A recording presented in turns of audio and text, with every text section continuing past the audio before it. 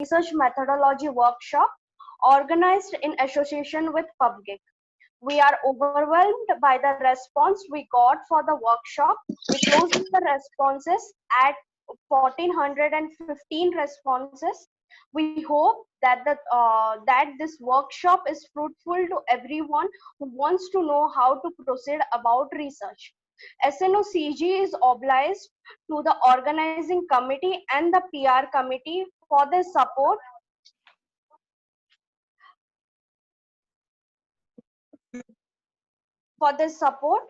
and encouragement. The workshop wouldn't be possible without you all. I'm very thankful that Dr. Shaguntuli has joined us for the session, and she is the Southeast Asian representative for SNO. She will be she will brief you about what SNO is all about. Over to you, ma'am. Hi, thank you so much for having me, and a very big congratulations to you guys for having done such a phenomenal job at organizing this event. I think the topic that has been chosen is very important, and it's I think more important in today's day and age. It's so important for each one of us to know about research and how it is supposed to be conducted. And it's fantastic that you've received such a great response. So hi, I'm Shaguntali. I'm currently working as an intern at Kasturba Medical College, Mangalore.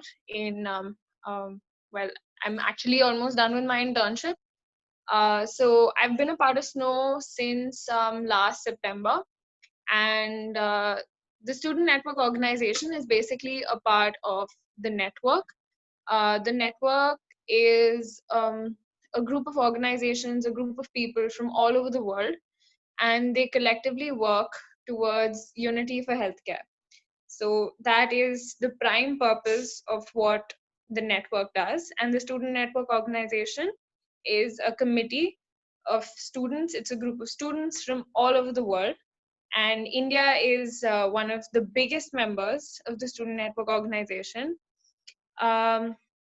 So we work on many different aspects of healthcare, such as social accountability and basically unity. We are trying to bridge the gap that exists between countries and different forms of healthcare, learn from each other, work collaboratively, and come up with better solutions.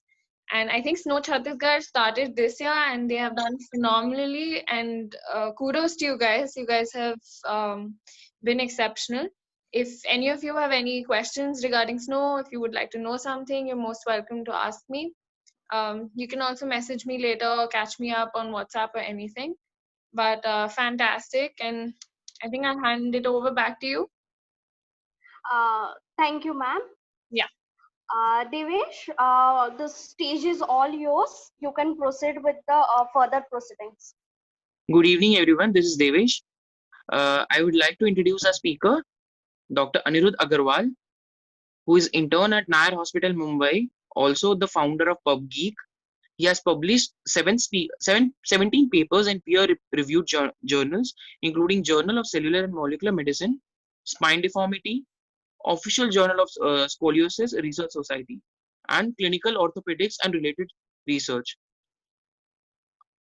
He is founder and CEO of PubGeek, a platform to allow easy entry of students into the field of research. Sir, we would like to hear it from you. What do you want me to say? I'm just so glad that we were able to do this, and it's so funny that it took lockdown for someone in Bombay and someone in Chhattisgarh to come up with this platform. But it's hopefully we've got 1,400 registrations almost, and hopefully a lot of people do turn up for the live streams and they do get something good out of this situation. I know we had a very short time to this conference, and we had a couple hurdles with some Instagram stories as well. But I think we should be fine, and we should really, get along, and we should definitely do this really well. We have a couple speakers lined up for today and the 1st of July. And if at any point you think that the content is a little boring, or if it's not hitting the mark, do let me know and we'll make changes dynamically. So say today maybe you find yourselves a little bit on the sleepy side, let me know tomorrow. We'll switch things up. We'll go towards topics that are, more interesting to people in general. And yeah, that's about it. Thank you so much for everyone to organize this platform. I know you all have done a hard job with marketing. You all done an amazing job with marketing. And I'm really glad that I could share this platform with you all.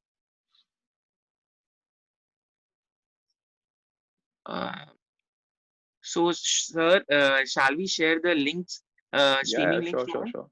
Sure, Yeah, sure, sure. sure. So, it's request to everybody here present here in the meeting to join us via YouTube Live, and we'll leave this platform just to the speaker so that there are no technical glitches, and rest people can join through YouTube Live. If any doubts, they can ask on YouTube Live comment section, and then that doubts will be conveyed over here on directly on Zoom Meets, so Sure. that it can be cleared out. Yeah. Over to you, ma'am.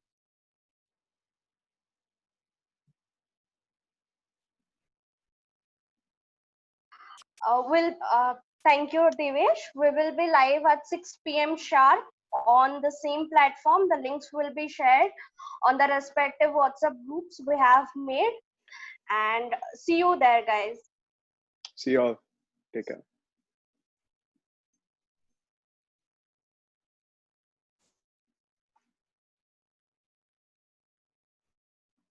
Thank you, guys. All Thank the you. best. Thank you. Thank you, ma'am.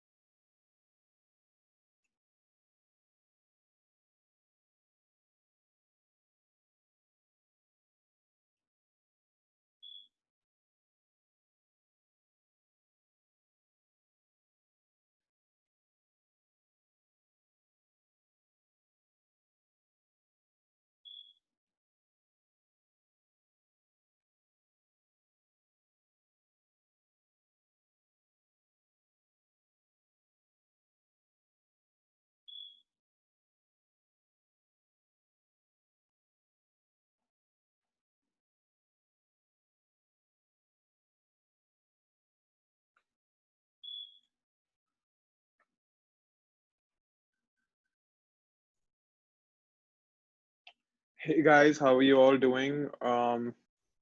Welcome to the 5-day workshop on research methodology hosted by SNO Chhattisgarh and PubGeek. We hope you all are as excited as we are.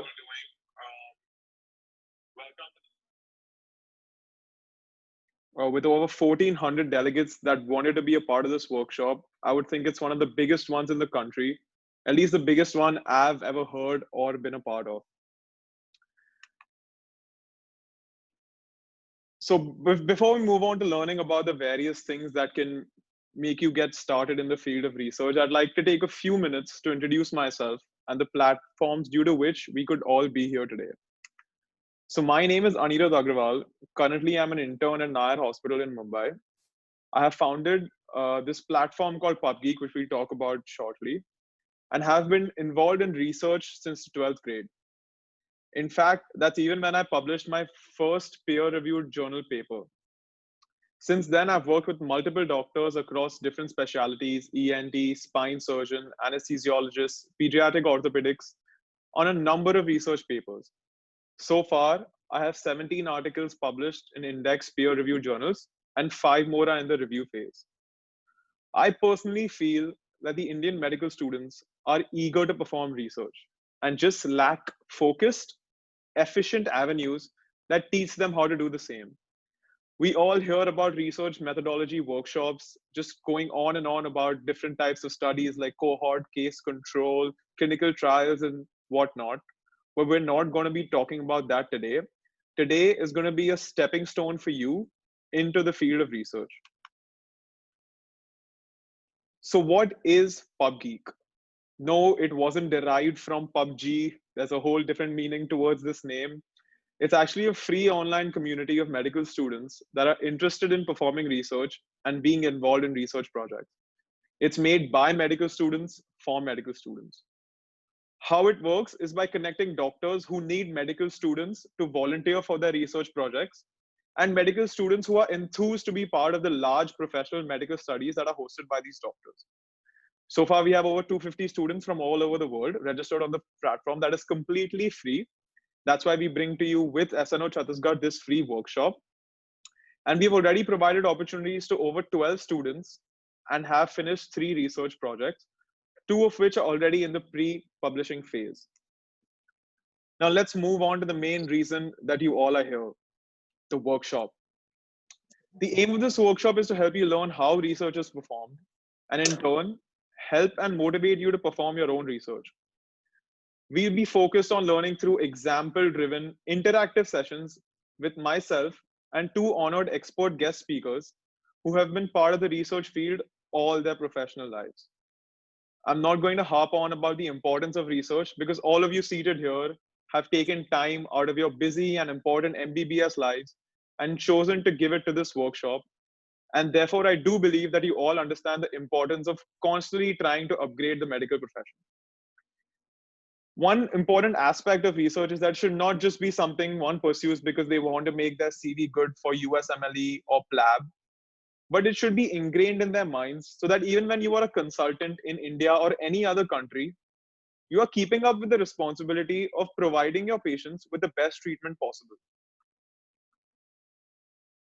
Some topics that we'll be touching on throughout these 5 days are range from basics like what is research to selecting a research topic and move on to quite complex arguments and debates like ethics and the legality of research.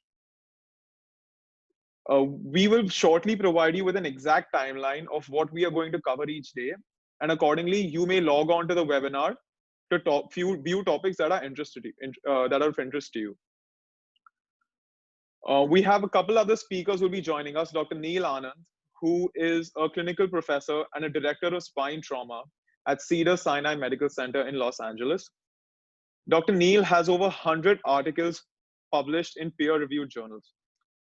The other doctor and a veteran of research methodology is Dr. Parag Dhumne, who's a minimally invasive general surgeon at Leelavati Hospital in Mumbai, and will be joining us on the first and teaching us about how to find which journals are right for you and how to stay away from fraudulent journals. A few recommendations to help all delegates on this platform. We are a free platform and have provided the service free of cost. So we request you do not take any videography and share it on social media. We're just doing this because some people may see some parts of the project of the whole conference and think that, oh, research is maybe not for them. And if you've gone through the whole course, only then will you understand why research is important and how you do it. And if you have any questions during the modules, simply take note of them and post them in the Q&A sessions. Every day, at the end of the day, we have 15 minutes dedicated to Q&A for all you people. And if you have any questions that are pertaining to what I'm speaking to at the point, you can just post them on our YouTube Live comment sections. So hopefully by the end of this course, you'll be able to prepare a short subject-defined research question, understand the legal requirements to initiate your research, execute a plan to take your research from paper to the real world, and know the basics of statistics involved in research. You'll be able to prepare a manuscript, know which journal is ideal for you to publish, and explore other opportunities to do research.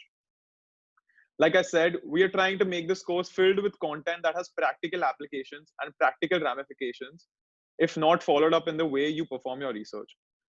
We are actively avoiding boring you with details like what are qualitative studies, what are quantitative studies, what are case control studies, what are cohort studies, name some advantages. This is not a replacement for your PSM biostatistics. This course will not help you pass in PSM biostatistics. However, some basic questions do help you define certain refined research protocols, which you will need the knowledge of. But those will be a very small fundamental basis of our whole course. Again, a main question to all you 750 people that are logged in right now.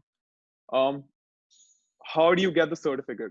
So at the end of each day, to assess that you actually have attended and actually have learned something from our platform, we'll be asking you only 5 to 10 questions. We'll be sending the links on the WhatsApp groups that we have. And if you score over these 5 days, more than 50%, then you'll be getting a certificate. We didn't want to make it a whole attendance base because this is not college. This is something you're doing because you want to, right? So let's get started on this journey from making you an amateur researcher into the semi-pro. The first topic that we have lined up for you is what is research. So today, basically, what we're going to be talking about is the basics and fundamentals of research. It's for people who have never ever stepped into an environment where research is conducted. So if you have certain past experiences and past knowledge of research and have been involved in projects, you may skip this slide, skip today and join us tomorrow, where we'll be talking in detail about how you prepare your manuscript and how you can go through the PubMed database. All right, so let's get started first on what is research.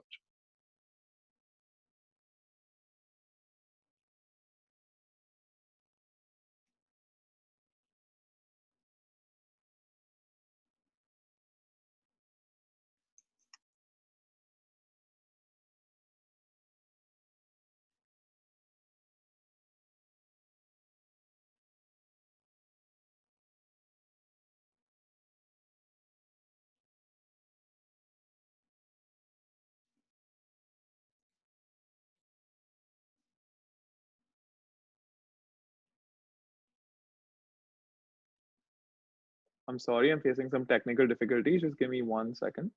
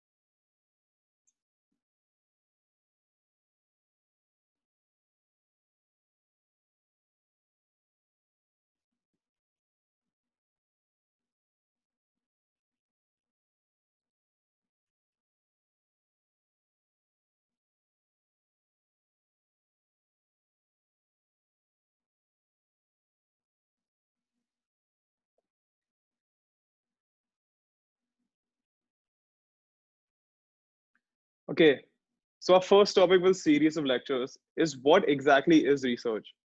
Now, in the previous workshop I had conducted, I went into great detail of how to scan PubMed, how to write a research paper, how to assess journal impact factors. And at the end of the whole workshop, a first year medical student got up and he asked me, "Sir, ये तो सब समझ गया, but ये research exactly होता क्या है?" So I can't believe that I had missed the most important question of the workshop out of my whole out of the whole syllabus. Therefore, today I'm starting off with this basic question: what exactly is research? So you will find 1,000 meanings of research being used in different contexts. Even when you have to buy a new phone, your mom asks कि बेटा Amazon पे देख ले, Flipkart पे देख ले, फिर ही लेना. And after we've gotten our prized phone, we say, "आई हाँ, but मैंने तो research करके लिया है." On the other hand, we have scientists who are performing zero gravity experiments in space after spending billions of dollars and calling that research too. So, what exactly is research and how are we to define it? Research, simply for all biomedical aspects, is a careful study of a specific problem or even the careful study of a solution. So, what's the importance of research? You must have seen, as with the recent coronavirus cases, the WHO is performing research and formulating the extent of the problem in different countries. If some countries have higher cases of COVID than the other, they're trying to determine what is causing these countries to have these higher cases. Again, you must all have heard about the various drugs and vaccines that are being prepared for this disease. How does one determine that they will work or not? Just because the government of India or the government of America says that hydroxychloroquine is effective in preventing COVID, are we to accept that as fact, or do we have to question it and meet it with certain rigid numbers that prove to us that yes, hydroxychloroquine is effective or it's not? So the importance of research is you have to describe the extent of the problem and you have to look at it as in innovative ways. So you may be wondering, but how many people must be doing research? Because in our Indian community, the number of people doing research is substantially lower than in Germany, where at least 50% of medical students have a paper published in a PubMed index journal before they graduate. So just to bring out a fact to you, everyone's heard of Elsevier journals, right? So last year in Elsevier journals alone, 365,000 articles were published. And let me remind you that this is just one publishing house. There are many other looking for which are publishing many more many more articles, and therefore there's a lot of research that's going on in this world, even just in the biomedical field. Now, you may be scared of research. You may think, yeah, I need to be in a lab, or if I decide to do research, how will I study? How will I pass my boards? I need a lot of experience to do my own research as well. I'm just a medical student. How will I get this? And some people are on the opposite end of the spectrum. They say, nahi yaar, research project hi to hai, hum khud kar lenge. We don't need anyone to guide us. We don't need anyone to help us. We are quite knowledgeable in anatomy, physiology, so we just do our own research. That's also not correct, because what you know about anatomy and physiology is maybe 1 year of studying, while there are people who are studying it for 20 years and have done extensive research on the topic, which you may not have even thought of. Another myth is I need lots of money to do research. Nowadays, with the advent of free platforms like Google Forms, like SurveyMonkey, Survey Sparrow, money in research, at least at the basic level, is not really a requirement. You can do research even for free and publish your studies, like I have. And the last and the most important myth of research is that I don't need to do research if I am giving NEET. The fact of the matter is that Indian doctors who are recognized internationally are the ones who are parts of different societies, like the Shoulder Society, the Hip Society, the Chest Physician Society. And those people get recognition just because of their research. So just don't think कि US this research is USMLE का काम, हमें तो NEET देना है, हमें अपना काम करना है. No, NEET is important for people who want to stay back in India, but at the same time, exposing yourself to a little bit of research will not hurt you. I'm not saying dedicate 3 years of your MBBS life to it, but just expose yourself a little, learn the basics, because even after your NEET, you'll have to write your thesis in post graduation, and that becomes very difficult if you've not done anything in the undergrad. So, given the current political scenario, I thought it was appropriate to use a quote by Zora Hurston, who was an author and ethnographic researcher who portrayed racial inequalities in America in the 1900s. She said, research is formalized curiosity. It is poking and prying with a purpose. What she meant was that research does not need to be as complex as people think it to be.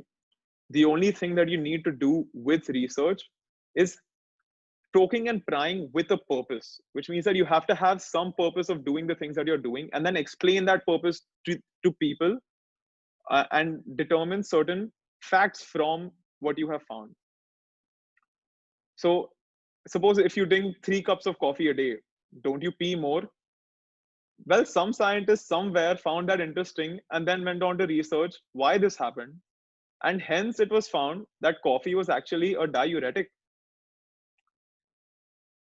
So you don't need money, you don't need a lot of experience, but you do need one thing. You need to have a question and you need to have curiosity. When you ask yourself, why do I get a headache after studying for 5 hours, but not after playing PUBG for 3 hours? Why does my toothache after having something cold? Why does my mom prefer my older or my younger sibling? Well, the answer to this question may be with all your mothers. However, you need to know that their knowledge is based on information that has been passed down by generations, the source of which may have been lost. And therefore, we deem such information as unreliable, not false, but as unreliable. Therefore, to prove certain things, we need to answer each question. We need to perform research so that we know through cold, hard numbers why a certain thing happens and why a certain thing does not. Research doesn't rely on anecdotal evidence, as you may have heard, which means that we rely basically only on numbers to show what we want to. So an example of research, how research works. Let's take the famous question that Farhan Khan had posted on his rock stage. Aasmaan hai neela kyun? Now, we have all passed our 12th. We all know that the answer to this is due to scattering of light waves and yada yada. However, how do we know this? It's because someone way back in 1860s had the same question. His name was John Tyndall. He wanted to find out why the sky was blue in the day and red at night. And so he racked his brain, asked his teachers, asked his colleagues, but they did not know the answers. So he took it on himself to find out why, and thus was born the Tyndall apparatus, which gave us the early ideas of scattering. So once you have a question in your mind, you need to find out what other researchers have done on the same topic, because it's possible that the thought that you're having has already been put down into pen and paper by other researchers. There can be two options. Has someone done research on this already, or have they not? If someone has done research on this already, you need to see, do their theories make sense to you? Is there some aspect that that they might have overlooked? Is there something else in your brain that's giving you a reason of why the sky is blue? Do you have a possible alternate explanation to why this is happening that someone may have not discovered? So once you read their theories, you say, okay, their theories make sense to me. And then you move on to the next question. Pani gila gila kyun? And then if the theories don't make sense to you, you say, okay, no, I think I have new knowledge. And then you think about what you are trying to prove and how you can add to the already present information. Suppose the previous research is not available. What you have thought of is something completely new, like John Tyndall, and when he's thought, why is the sky blue? So then you need to design an experiment based on your hypothesis of why the sky is blue. Then you need to determine, was this hypothesis correct? Yes or no? When you performed the research of why the sky was blue based on your own thinking, based on your own apparatus, were you able to find out the reason definitively? Yes or no? And if yes, that's great. You can just publish your paper. Even if you didn't, it's not like your hard work has gone to waste. Like Thomas Alva Edison said, I found out 1,000 ways to how not to make a bulb. So although he just needed one, right? So your negative result can help someone else who may have the same thought as you did at the point into not wasting his time and performing the same research again, right? So now let's discuss, what is this hypothesis, right? This may be a new word to some or most of you. So remember, it is basically the fact that you are trying to determine is right or wrong. Consider this. Your hypothesis is salt has no effect on hypertension or raised BP. You will then in your study try to prove that salt actually increases blood pressure in some people and may contribute to hypertension. Here you are thinking that salt may or may not have an effect on hypertension, right? So there are actually two ways you can do this, and why. I don't know if you guys have heard the term null hypothesis. I'm going to explain that to you. You may not have understood what null hypothesis means, but why is it a null hypothesis that we are trying to disprove, and why it's not just a hypothesis? I'm just going to touch on that on the next slide. So again, high salt consumption causes hypertension or high BP. That's your hypothesis. You think definitely that yes, high salt consumption does cause hypertension. What do? You take 10 people, with the same height, weight, jobs, habits, everything, and you give all of them 20 grams of salt every day and measure their daily BP. Now you get your result and you are very happy that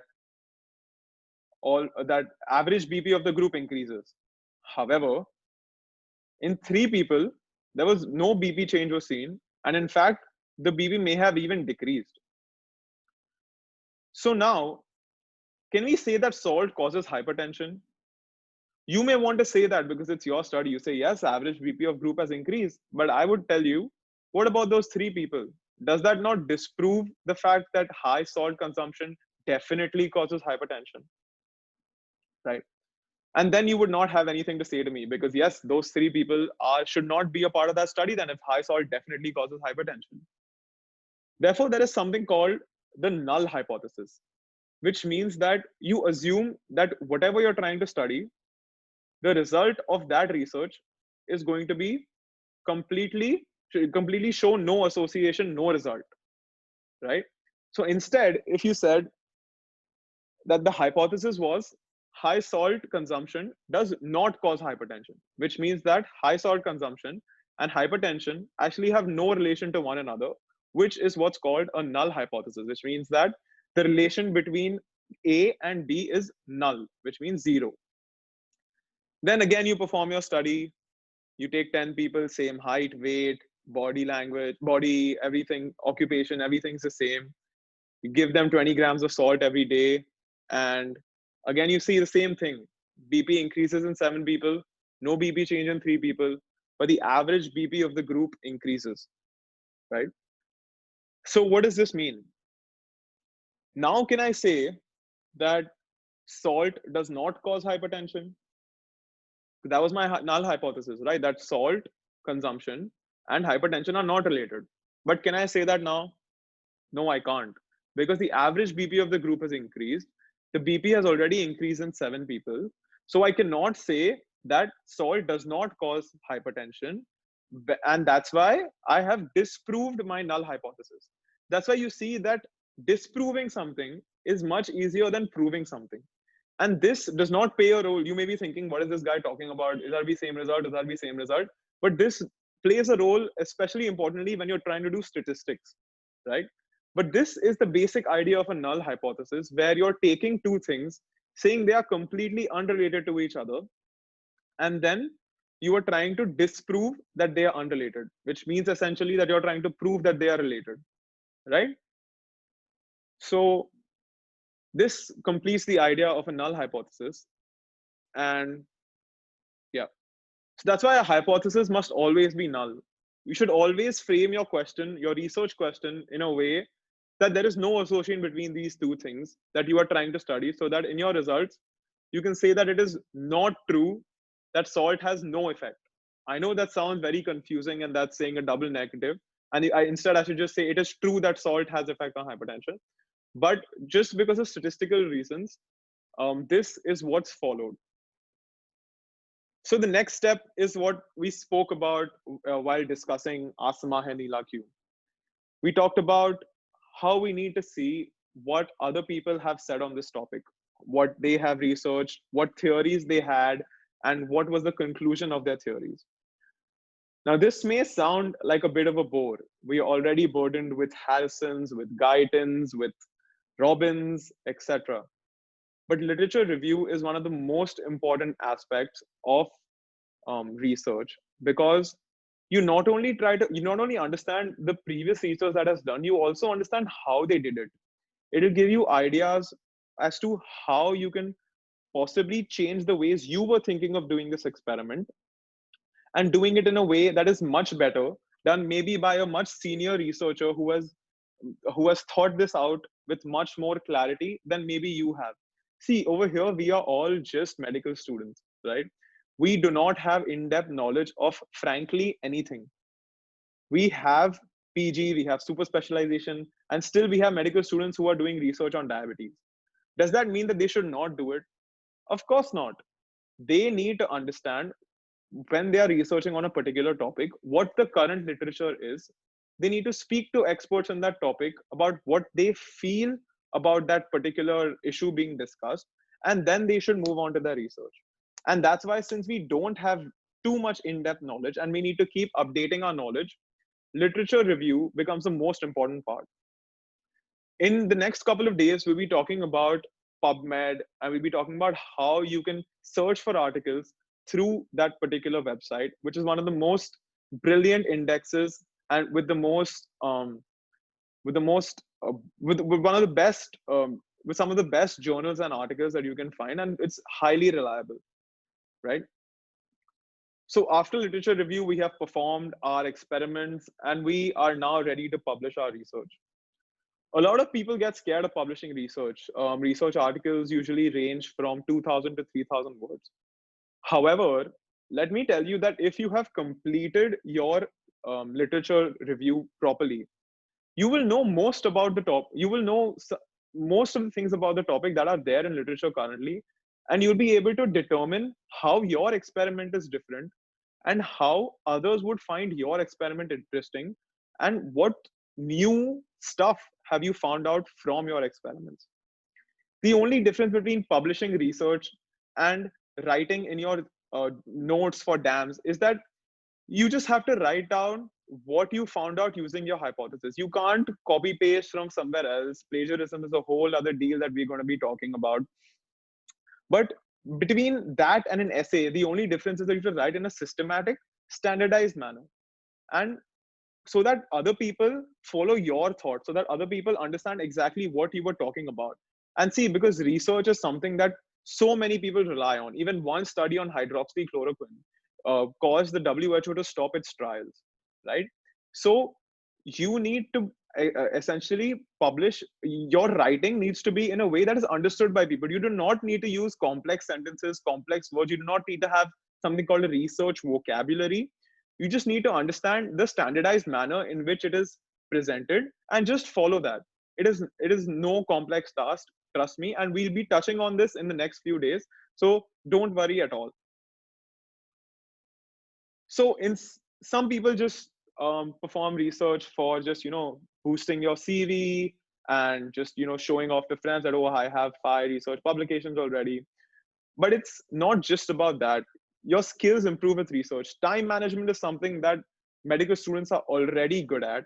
However, this just takes it one step further, because we are already struggling with all our studies, and if we are able to do research properly, then we know that we have really stuck the time management problem. Another aspect is problem solving. You'll think about questions like you haven't before, because what we are used to in our medical student life is, okay, brachial artery comes off from the axillary artery. Or let's take a physiology example. We take heart attack causes pulmonary edema, right? Now, why is that happening, right? What are the factors that are causing it? In some cases, did you know that hepatitis C infection causes people to have diabetes mellitus? Why is that happening? So research is conducted based on your curiosity. I've got 2-3 people who have emailed me recently saying, sir, we want a research project. But research project is not something someone can just assign you. A research project is something that you develop from your curiosity. Sure, people can give you topics and ideas on what particular research you need to do. But unless you yourself have curiosity for that subject, you will not come up with new answers to a particular problem or new ways to look at a particular problem, right? And another skill is up-to-date knowledge maintenance. We all have heard about evidence-based practice in today's world. And it's very sad that very few doctors in India are actually practicing it. They have kept with their experiential knowledge. They have kept with the drugs that they have been using for 20 years, not updating their knowledge. But what research allows you to do is be completely updated with something that interests you. So let's say later on you go into diabetes, you go get a PG seat, you go into super specialty, you take diabetes, right? You will not be like, okay, ab ho gaya mera super specialty, I'm done. That won't be the case, because you will be so into research if you start early that you will want to keep updating knowledge, and not only updating your knowledge, adding to that upgradation of knowledge for other doctors around you. And that would be a really good source of pride for you. Another really good skill that you develop is working in coordination with people from different fields of study. You, as a researcher, will have to work not only with your doctor, not only with your doctors, you'll have to work with your patients, you'll have to work with your nurses, you'll have to work with your ward boys to make sure that the protocols that you have set that are being adequately followed. You will truly become a leader if you perform your research properly. Now, some people may still be scared that I don't know. I don't know how I'm going to start my own research. I don't know how it will get published. I'm not very confident. So there are certain viable alternatives that you can take to starting your own research. First is you volunteer for research programs in your parent college or others. My hospital, Nair Hospital, has recently started a plasma therapy study, which a few students have already volunteered for. PubGeek itself has allowed 12 people to volunteer for different research studies. And volunteering, you may get a lot of grunt work. However, you'll understand the whole process of research without adding too much of your time in it. You may think of different ideas that a particular doctor is using to solve problems in research, because research is not something that can be done over a laptop. Okay, people may think that, okay, let's just make a survey and सबको बांट देंगे, college में 500 लोग हैं, 500 लोग का सर्वे हो गया, चलो हमारा रिसर्च प्रोजेक्ट हो गया. But that's not the case, because in good journals now, the rules for publishing are getting stricter and stricter, and therefore these sort of articles will just not be accepted. And if you publish in a third grade journal, your reputation, not now but in the future, when someone sees, oh, this man has chosen to publish in a poorer journal just so that he gets that, oh, I have published an article tag. So don't do that. If you are still scared about doing your research, you can volunteer for research programs. There are many NGOs that provide such opportunities. A second aspect is leave your ego at the door. There may be someone in your own batch or even who's younger who has done more research projects than you. And as we know, we as medical students or as doctors are a particularly egotistic bunch. But we should try not to do that. We can learn something from everyone, right? Like I learned from that first year student of how my workshop didn't answer that one particular question that was the most important, right? And the viable alternative is just keep performing literature review. So literature review, what it basically means is you are going to journal websites, a lot of which are open access, which means that you can access those journal articles for free. And then you can just, read through a particular subject that interests you. Perhaps it's how an ECG works, or how cardiac monitoring is done through ECG or echo, or how the latest developments in spine surgery. And I'm sure that you will pick up on some of the other idea that you will want to replicate in your own hospital, and you'll eventually end up publishing it. So, and also the last aspect, that residents, as you all may be knowing, have a thesis due at the end of 3 years, and they're always working on projects. And they always need help, because especially in government medical colleges, they are overworked, and they would not hesitate to offer you to do something to help their thesis, right? So you can approach them. They will tell you exactly what to do, because they themselves are getting their directions from senior colleagues who have to help them, right? So professors have to help residents in their thesis. So you'll be getting really good information from these professors through secondhand, through the residents, of course. You may have to do a little grunt work, but don't be scared of it. To achieve anything in life, you have to do grunt work, right? Another interesting aspect is that another interesting study that found an interesting result is that research experience is actually independently linked to success as a physician. This was posted in JAMA, which is one of the most reputed journals in the world, and which means that research experience, with the study that they basically conducted, was they determined whether a medical student had research experience in medical school or not, and how it linked to their success as a physician. And success, they basically used in terms of a lot of aspects, not just money. They used money, job satisfaction, etc. And they actually found that if you do research earlier, you're more likely to be successful as a physician.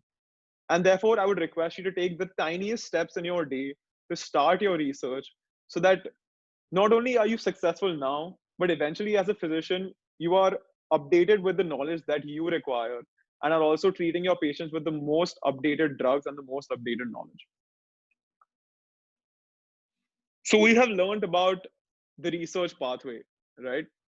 You need to propose a question. Through literature analysis, you need to find out already present information, all the information that has already been done by other researchers. Don't worry, we'll talk about how we need to figure that out through PubMed and other sources. We're not going to, because we are medical professionals, we are not going to use sources like Google. Yes, Google Scholar is a great source, but we're not to just type it into Google, get an article on Medscape or Wikipedia and say, okay, hey, this information is already present. We're going to use sophisticated professional tools, which are still free, and we're going to find this information out. Then after you've done this, then you need to perform your experiment. And we're going to discuss on how you need to set up your studies, how you're going to handle the data. We're going to discuss that over the 3 days. This first day, I just wanted to be an introduction of what research is, what are the types of publications, and how exactly it frames a medical student, not only in his former years, but also as a professional. And then eventually, of course, you need to publish findings.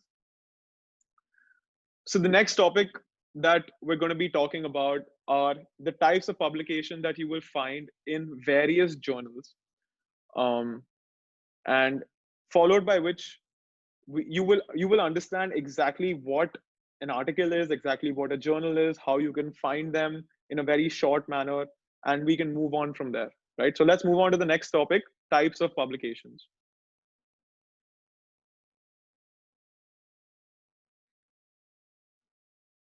So before we start, can we just Yeah, sure. have a small question Yeah, sure. to brief up till now, like whatever we have discussed? The first thing is we need to question ourselves so that we can have a small question in our mind on which we will uh, brief or have a topic to decide on to continue with research. Am I correct? Yeah, absolutely. Okay. The second thing is finding out literature for the same. If there are any literature that are published or on the getting things or experiences discussed with our peers and professors, and Right. then we proceed with research proposal and types of and send it for publications after proper data analysis and everything, right? Absolutely, absolutely. And don't think that this is what this whole workshop is just about, that this is, oh, this is done. We're going to talk in depth about the different types of research that you can do, not just go into the depths of statistics and stuff like that, but the different types, the different formats of research that you yourself can take upon yourself, how you're going to make your article, how you're going to select the journal in which you want to publish, how you're going to set up your experiment so that it looks good in an article. Everything we're going to talk about this, I'm just trying to give everyone a basic view, because I understand that 25% of our participants are first year medical students, and they need to know what research is before they move on to how you do research, right? Yes, sir. Sir, we have a question in the comment section if you want Yeah, to take it now. sure. Is Sorry, who's it by? uh, Hello. Yeah, who's the question by? Devraj Dimitri. Devraj Dimitri. uh, If I have done research yes. and if I have done research 2 years back, can I publish it now? No. Of Yes. course you can. There is no, as long as the paper, as long as the study that you have done is still valid today, people will be more than happy to accept it, right? It doesn't Yes. matter if you've done the research 10 years back, if you have found something that in these 10 years no one has, people will be more than happy to accept it, and your paper will definitely be published. And to the next question of Nisarga, sir, can we publish the paper in more than one publication site? No, you absolutely cannot. Um, we'll talk about this more in depth, but why basically you cannot do this is because the editors of most major journals know each other, and they know the sort of projects that are coming to them, and it is actually a violation of their policies to publish in more than one journal simultaneously. And therefore, not only will you lose your reputation, but you'll also may prevent yourself from being published not only in the journal you submitted because you submitted somewhere else, but another journal that would have perhaps accepted you. So definitely that's a big no-no. Okay, so let's move on to the types of publications, right?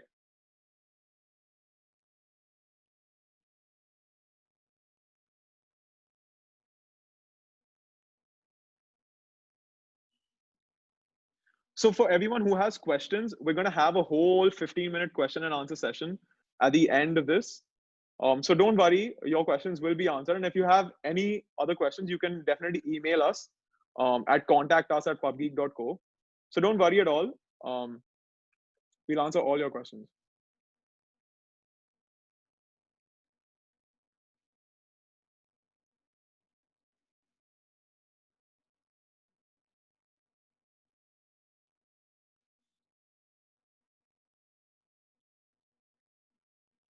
Okay, just give me a second. I'm just going to start this up.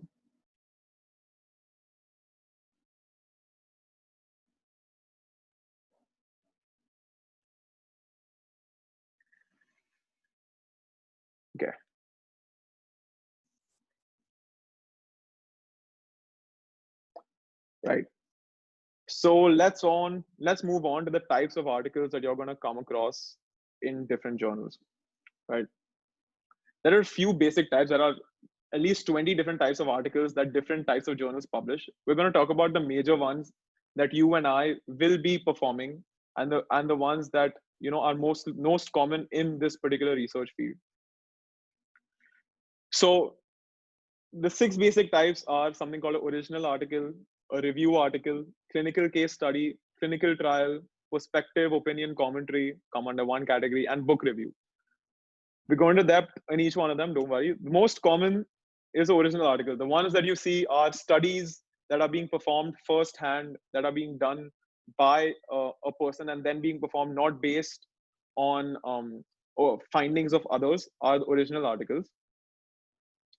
And another one that you'll see very commonly are clinical case studies. Actually, most paper presentations and poster presentations are actually based on either of these two. And we're going to talk about paper and poster presentation, how you present them at the end of the 5 days after you know everything about research. But these are two main types that you actually have. So what is an original article? It's basically a report by authors of a study that they actually performed. It's not कि यहाँ से information लिया, वहाँ से information लिया, यहाँ से लिया, paper बना दिया. No, that's not the case. They're actual experimental designs or surveys that the authors themselves have conducted. Like I said, they have described the hypothesis. They have described the question that is in their minds and the methods that they have used to assess that hypothesis, right? So consider in that sodium hypertension example, the hypothesis that they had in their minds, that the authors would have had in their minds, would be sodium does not cause hypertension, right? Like we discussed the null hypothesis. The methods that they used was gathering 10 people, giving them 20 grams of sodium, and then seeing their BP. In very crude way, this was what their method was. And then they interpreted their results and discussed it. So they interpreted the results saying, okay, BP was actually higher than what it was before, right? And because of this much salt intake. Now, suppose they had taken 100 people, some people on 10 grams, some people on 20 grams, some people on 30 grams, some people on 40 grams is too much. But suppose they had taken people on different levels of sodium. Then they would have said, oh, 20 gram causes more increase in blood pressure than 10 gram. 30 gram causes more than 20. And therefore, they're interpreting the results and discussing it. Now, this is a particularly important aspect of original articles, discussion. What this means is that they are seeing previous studies that have been done and how their study is either adding on to or refuting certain things. Suppose there's a study published maybe with 5 people saying that no, salt and hypertension do not have any correlation. But their study has found that, okay, no, we have taken 100 people and we have found that no, there is a correlation. So what they are doing is basically through literature review. Again, literature review is very important.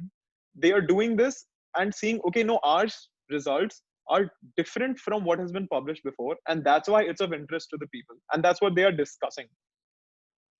So they are usually, 3,000 to 4,000 worded articles giving in-depth details to a reviewer of a new concept or any update to previous concepts, whether or not they are in alignment with the previous concepts, right? So another interesting original article that was published in JAMA, I think, yeah, was that vaccines cause autism, right? And it was actually, so JAMA, again, like I said, is one of the most important, or one of the most, NEJM and JAMA, I think it was NEJM. NEJM is one of the most important or most revered articles for any researcher to be published in, right? And they had actually published this paper, and only after a lot of critics pointed out, not that, vaccinations may cause autism, but in large proportions it helps. No, they didn't point that out. They pointed out that the research methodology of the person in question was actually completely flawed, right? So opinions on research cannot be based on what's good for the public health or not. It's based on fact, right? And that's what these original articles are trying to find. What is the fact, and how is it relevant to the people around us? So again, continuing with our sodium and hypertension example, some examples of original articles are the ones listed here: cellular sodium concentration and vasoconstrictor state in hypertension, and sodium and potassium essential hypertension. What these researchers have basically done is determine whether sodium concentration in the blood leads to a state in hypertension and vice versa. What I'm essentially trying to show you is that they have conducted an experiment and they are presenting the results, right? So these are the most common types of articles, and they are going to be the most common type that you are going to be making in your early career at least. And they are further divided into cohort, case control, cross-sectional and stuff, which we will be discussing in little detail in the statistical section, but not right now. This is just to provide you an overview. Let's move on to something called review articles now. So what review articles basically do is present the findings of multiple papers together to give a better idea on a topic. Like I said previously, there may have been a study with 5 people or say 10 people saying that salt has no effect on blood pressure. Now there's a study with 50 people saying that salt has extreme effect on blood pressure. Then there may be a study with 25 people saying salt has no effect. Who will you rely on? Will you tell your patient, okay, you can take salt? Some studies have shown that, salt has no effect. Will you do that? No, because that will be harmful to your patient, right? Because you know that now that salt actually has an effect. But you will actually, in the period of global warming, in the Industrial Revolution, there were 20% of all articles saying that there was actually a period of global cooling. And many people love citing those things as saying that, oh, global warming doesn't exist, saying, hey, there was like research done and people said there's a period of global cooling happening in the Industrial Revolution, so greenhouse gases aren't responsible for global warming. But the fact of the matter is that 80% of the papers there still said that global warming, that the world is actually warming rather than cooling. And that's when these review articles come into the picture. It's when you're assessing all the papers that are there on a particular topic and then deriving some result from it, right?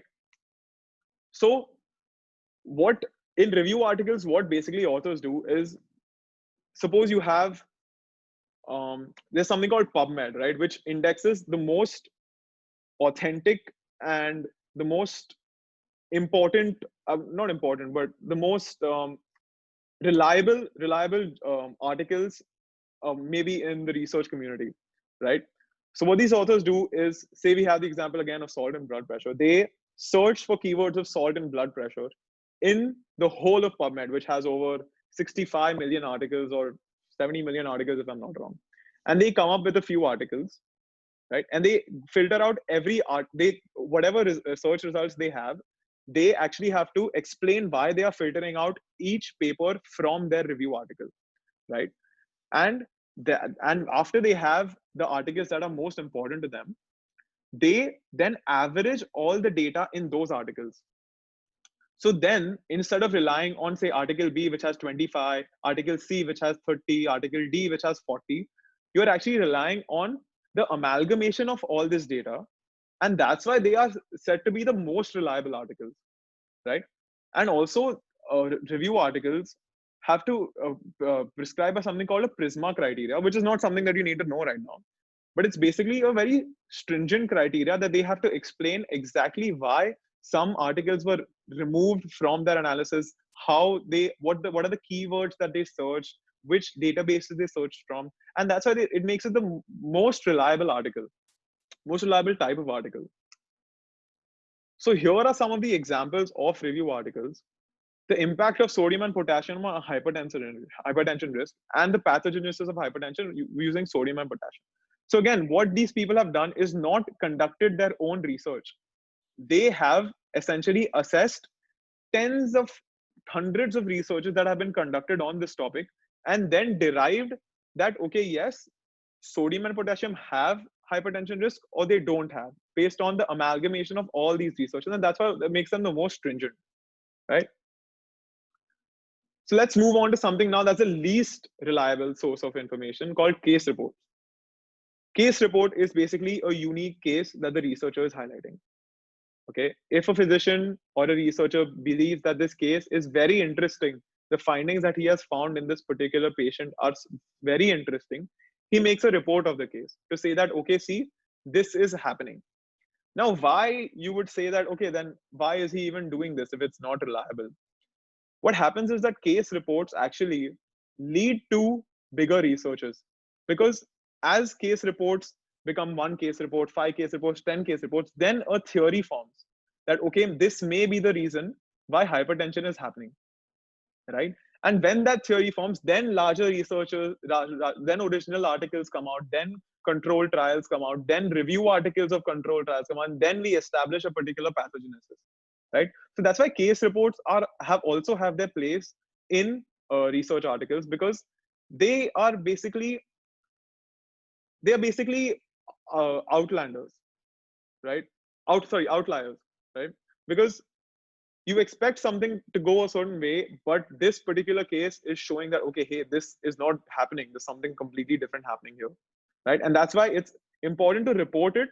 And then, as maybe it's just a one-off, and that's why if a particular case has only 1 case report, then it doesn't gain that much traction in the research community. Then no one is doing larger studies based on the hypothesis of that case report. But if you have accumulation of maybe 10, 12, 15 such case reports, then you say, okay, hey, this may be the reason why these patients suffered this particular problem, and therefore it may change the way we think about a pathogenesis of a disease. So an example of a case report: full normalization of severe hypertension after parathyroidectomy. So for first year medical students who may not have done parathyroid is basically a gland that involves calcium metabolism. Now you think yourself, does calcium metabolism have the slightest to do with severe hypertension? No, right? But what this case report is suggesting is that maybe it does, because this patient's hypertension fully normalized. So why is that happening? See, medicine, you cannot just say, "Haan, ye to ho gaya." You have to give proper reasons of why stuff is happening. And maybe this was not related to his parathyroidectomy. Maybe this is related to some other aspect. But if there are 10 more cases saying, okay, after parathyroidectomy, yes, every patient's severe hypertension is decreasing, then people will be interested to find out, okay, hey, let's see what calcium's role in hypertension is, and not just sodium, right? So now we can talk about the most reliable sources of information other than review articles, right? Now, we've all have heard about, even the most common person knows about clinical trials, phase 1, phase 3, India's in phase 4, phase 3. We all know about that, right? We've all heard about that, at least because of this whole corona situation that we've been exposed to. So it is basically a singular study. Clinical trials are usually most commonly performed for either finding out risk factors for a certain disease, or finding out whether a medication to a certain disease is useful or not, right? And why they are the most reliable source of information? Because it has to be performed with strict adherence to a pre-made protocol. In the middle of a clinical trial, you cannot just change the risk factor. Instead of sodium, you start measuring potassium. No, you cannot do that. Once you have started a clinical trial and are willing to continue it, you have to have strict adherence to the pre-made protocol, so that there is no bias involved in your results, so that you are not changing your results based on which pharma company is funding you for that month, right? And what makes them even more robust is that they have to be registered with an online public registry. In India, it's called the Clinical Trial Registry. If you find yourself on this website, I'm sure all of you will want to go after this session is over. You'll see that every clinical trial, whether it's of a simple drug like crocin, although it does not have any clinical trials, a simple drug like crocin, to the most complex chemotherapy drug, every clinical trial is registered on this registry, because it's a public registry, and you can see what exactly protocols that the people are following when they are studying this particular drug or this particular disease. However, clinical trials require a lot of investment in terms of money as well as time. They also require a lot of manpower, right? Because of this strict adherence to protocol, you cannot have a chalta hai attitude. Even your interaction with the patient needs to be written down and then repeated with the next patient, so that there is no difference between the results you get based on your enthusiasm. Suppose if with one patient you are very sweet, saying, "How are you doing today, ma'am?" or "Tell me more," and otherwise you're like, "Kya ho gaya? Kaise chal raha hai?" So that may cause a difference in these clinical trials, and therefore they are strictly regulated, and that's why they are one of the most reliable sources of information. And let's be very honest, because it requires so much manpower, so much technical knowledge, so much money, medical students are rarely ones to perform it. However, we are usually the ones who may get to volunteer in such studies because they do require usually free workforce, and that's why we can maybe adapt to their volunteer requirements and try to learn what they are trying to do, and maybe adapt it future when we become consultants, when we become big surgeons and stuff. And again, like there was the Prisma criteria um, in review articles, they have to follow a strict consort checklist and guideline for clinical trials. And trust me, whenever you submit your articles, either review article or clinical trials, to any journal, whether it be the lowest one in the rung of PubMed or the highest one like any JM or JAMA, they will require this checklist and guidelines. They will require your pre-made protocol, and they will require that you abide by these guidelines because they've been made for specific reasons, right? So clinical trials are essentially, if you want to define them, are research projects that assign human beings to intervention or comparison groups to study the cause and effect relationship between an intervention and health outcome. Wow. So that maybe sounds a little complex to you. So what this basically means is that you are taking human participants, you are taking humans, assigning them to group A or B. Okay. A, you are giving, say, you are giving crocin, and B, you are giving a new non-steroidal anti-inflammatory drug that has come new to the market. If both of them are complaining of headache on a grade of say 9, crocin is reducing that headache to an 8, and this new NSAID is reducing the headache to a 6, right? You are essentially trying to study the difference between the intervention. The intervention is what you are doing to the patient, right? So you are basically trying to see whether, and this I'm just talking about one person, but if you have 100 people in both groups, you're basically trying to see whether just crocin is responsible for whether this drug is actually better than crocin or not. Another important aspect about clinical trials is that usually both groups are of the same age, of occupation, of ethnicity, and of a lot of other confounding factors, because it makes sense to have similar properties of two people if you want to compare one particular aspect, right? If I have a young person and if I have a very old person, if I have a RG who says mera sar to har din dukta hai, and if I have a young person, a young lady who's going about her day very naturally, and who says, yeah, I have a 9 headache, and both say they have a 9 headache, but the tolerance of a young person may be much higher than a person of older age. The effect of crocin on a younger person may be much higher than the effect of on an older person, right? So usually clinical trials are very meticulous, not performed by us, but they are definitely the ones you should rely on when you start, if you're ever trying to find out the answer for something. So let's move on to the last type of research article that we have here is perspective commentary and letter to editor. They are usually written by experts in their field. Whenever, say, any GM or JAMA has some new research that they have come out with, they will write to 5 experts, say in PSM or in surgery or in medicine, and they will say, so what is your thinking about these particular papers? How do you think they performed their research? Do you think that their research actually has any any saying in the current format in people's lives today? So unless you are a really achieved person in that particular field, you're, to be very honest, you're not going to be invited for a letter to editor, and it's not of interest to medical students, but it may appear in your search results, and that's why I'm just introducing you to them. Then we come to something called levels of evidence, right? So levels of evidence are basically how reliable is a particular form of study. Okay, so level 1 is given to systematic reviews, meta-analysis, and randomized controlled trials. Like I said, level 1 is the best reliability that a study can give you. Like I said, systematic reviews, randomized controlled trials, and meta-analysis. I'll explain the difference between systematic reviews and meta-analysis in the other chapter. But basically, what it means is that systematic reviews basically write about 10 different papers in one paragraph, saying this paper showed this, This paper showed a 10% decrease in BP with salt. This paper showed a 40% increase. This paper showed a 20% increase. But what meta-analysis does is it actually takes individual data from all these papers and then comes out with an average. So the sample size of meta-analysis becomes much higher, where systematic review is providing an overall generalized guideline of how that particular thing acts on, say, salt on hypertension, right? Again, level 2 and level 3 both come under your original articles. But if you see, your level 5 is your case reports and expert opinions. Like I said, case report and expert opinions have their place.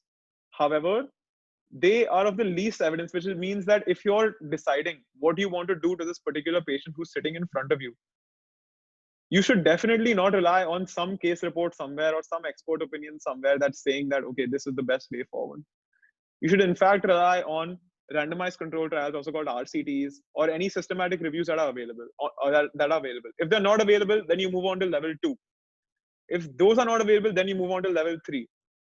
If those are also not, then level 4. And then if you have some bhalta patient where you don't know what's going on, no one knows what's going on, only then you rely on case reports that have reported such a separate case.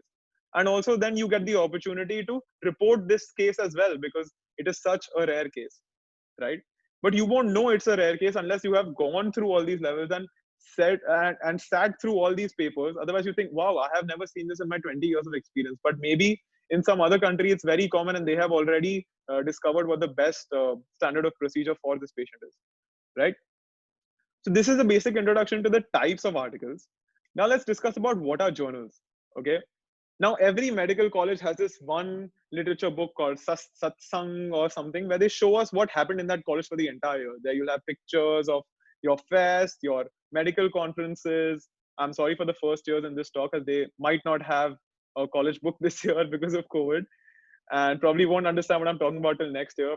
But what journals do, just as a literature secretary of college will ask college students to send their poems, their stories, their memories about different people.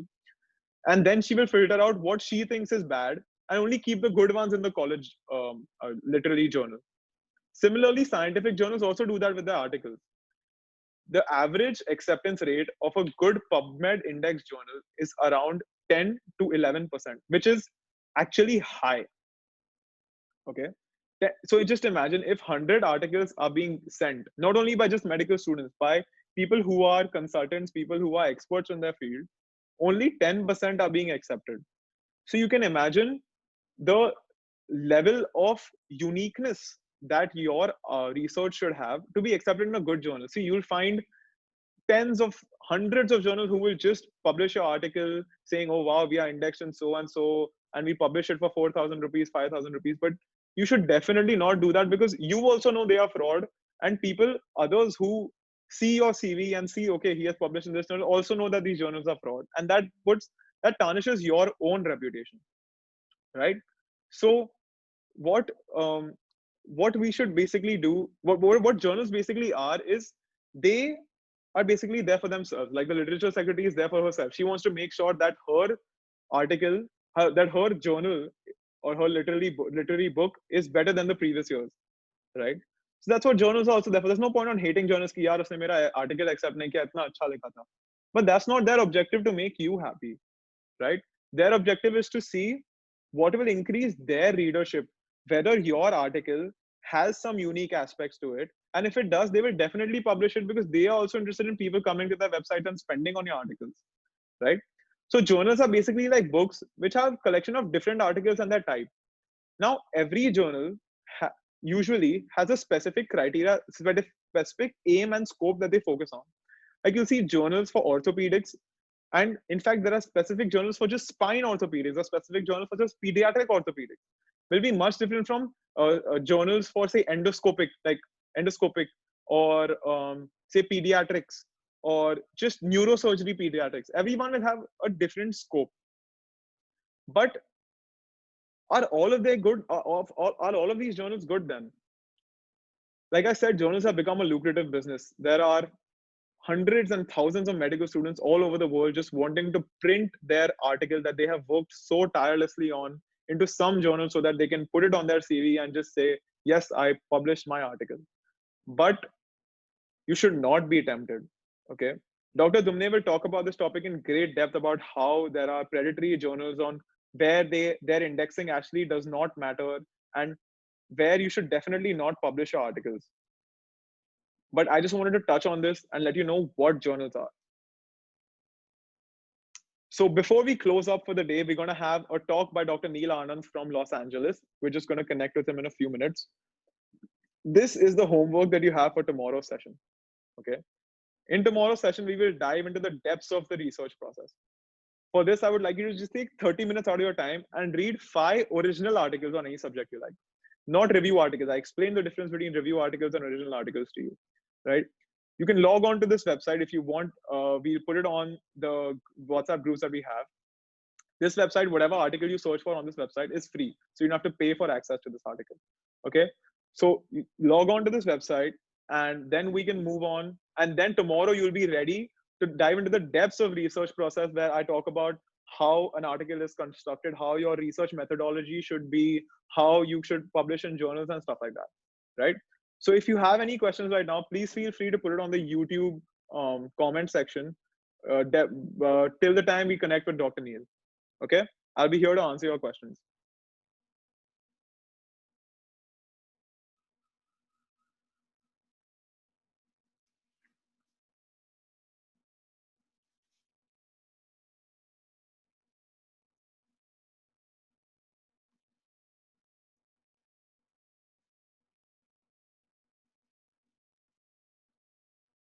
Okay, sir, we have a lot of questions in the comment Okay. section. If you would Just give like me a to second to contact Dr. Neil, yeah? okay. Give me 1 second. I'm just going to contact him.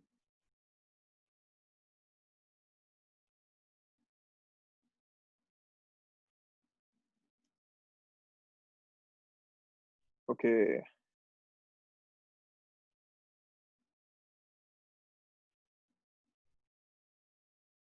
First question is from Mrs. Manshi Singh. How to differentiate 100 of article and take out review articles of specific topic? What is the main characteristic people look for in specific category?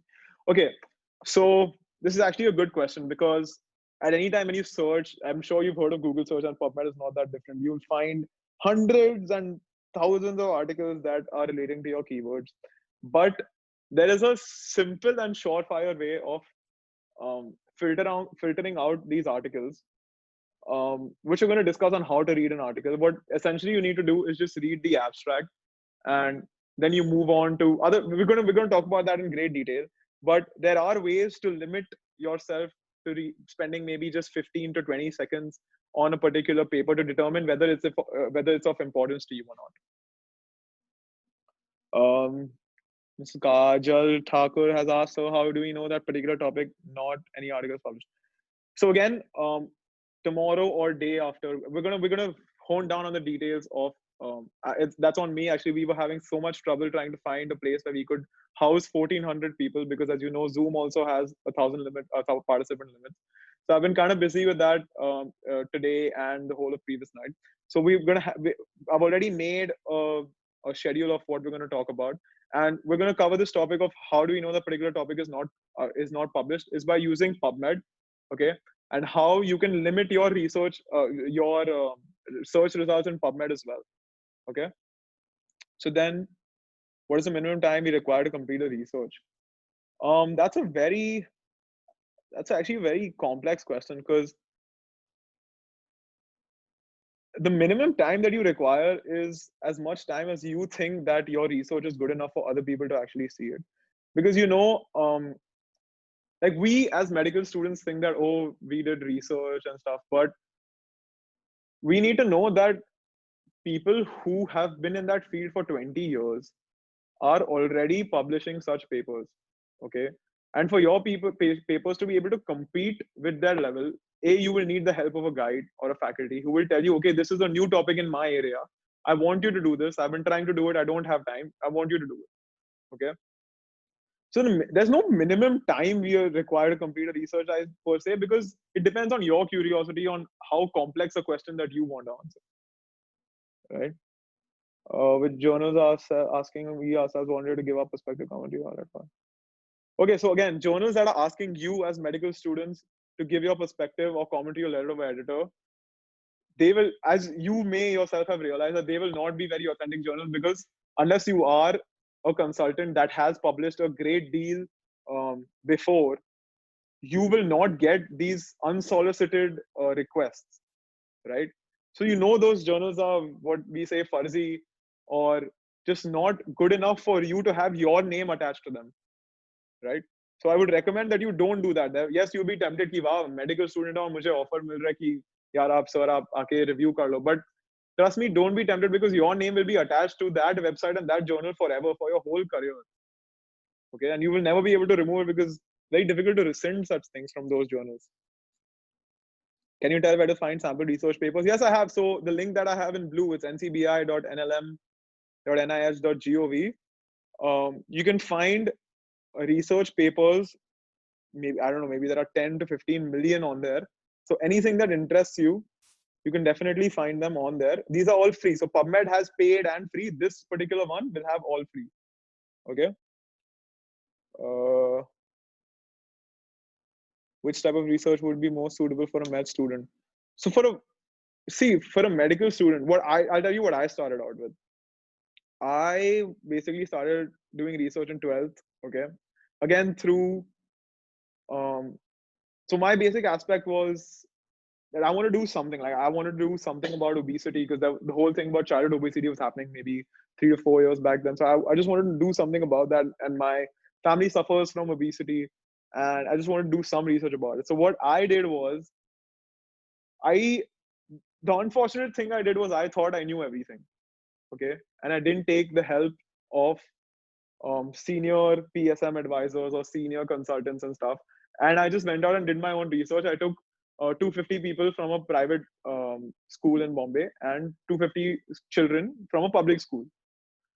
And I sat with maybe one or two surgeons, not even physicians, who said that, okay, just add this to your study, add that to your study. But they didn't have in-depth knowledge about child nutrition, right, which is someone I should have talked to.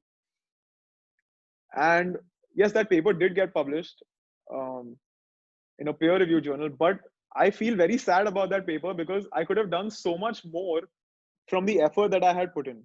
Okay, what I essentially did was I took the BMI of public school students, I took the BMI of private school students, and I took their eating habits and how much time they spend on electronic media, how much exercise do they get, and stuff like that. And I just try to correlate the two, right?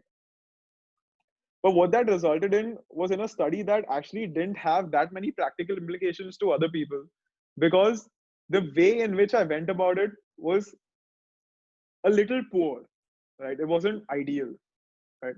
So your study can be as simple or as complex as you want. The simpler it is, the harder it will be to publish it. But the more complex it is, the harder it will be for you to write it, right?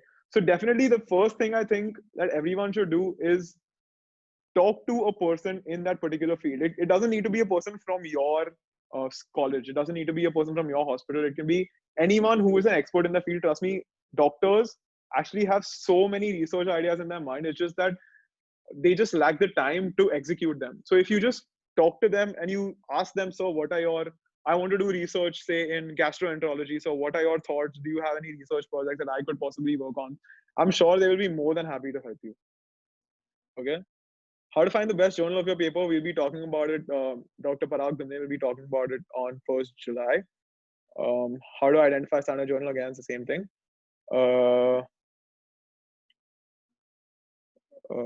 ICMR, are you talking about STS? Okay, so let me tell you something about STS. I had applied for STS in my first year of medical school, and it got rejected because I prepared that protocol in 2 months. Not even 2 months. In 1 month, I prepared the whole protocol. It's something to do with bacteria and how sterilium is better than just hand washing techniques and stuff like that. But don't let that dishearten you. Okay, STS is, people in medical school think that STS is the only way that they're gonna get into research. Like, oh wow, iska STS ho gaya, ab to ye researcher banega. But that's simply not true. Okay, STS just gives you a platform, okay, where you can perform your research after you made your protocol, but it's in no way the only place that you can do it. Okay, you can perform your research through like I said, you just need to have a question. You don't need anything else. Okay. Once you have a question, you yourself will be driven to find people who will help you get answers to those questions. You will find guides that you're not restricted to, like in ICMR STS, you're restricted to one guide, right? So don't worry. Mera bhi ICMR STS mein nahi hua, but after in that same year, I published 5 papers in peer-reviewed journals, right? So don't get disheartened by ICMR STS, because that's really not indicative of how good a researcher you are, right? Can we simultaneously publish abstract in multiple journals? Again, abstracts are not something that journals usually accept unless they've been presented to conferences. And no, it's like I said, you definitely should not do that. You get into trouble if you do that. Can we write a meta-analysis paper to a condition for which CDC already given guidelines on? Yeah, see, guidelines are changing all the time. You saw the hypertension guidelines, it changed from 130, it became 140, and then again it became 130 and stuff like that. So don't worry about, okay, hey, this guideline is by some CDC level, but just know that the CDC has the most advanced or the most knowledgeable people working on these particular guidelines, right? So does your knowledge exceed them? Of course not, right? So they are not, they don't, ऐसा नहीं कि वो लोग को research करना नहीं आता, right? They know exactly what PubMed is. They've contributed hundreds of articles to PubMed, hundreds of articles to the same fact that you're trying to find a meta-analysis on. But yes, of course, meta-analysis are what changes guidelines and shapes guidelines.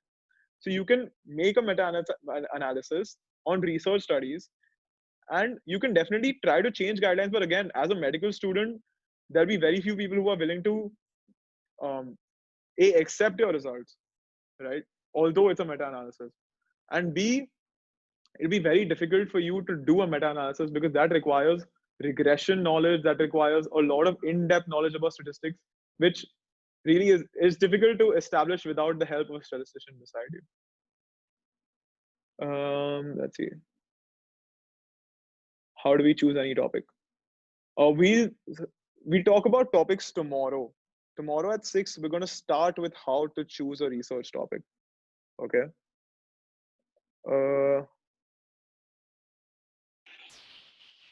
Sir, there are some students who are asking that, like PubMed, are there any other websites or that holds quality research paper for dentistry as well?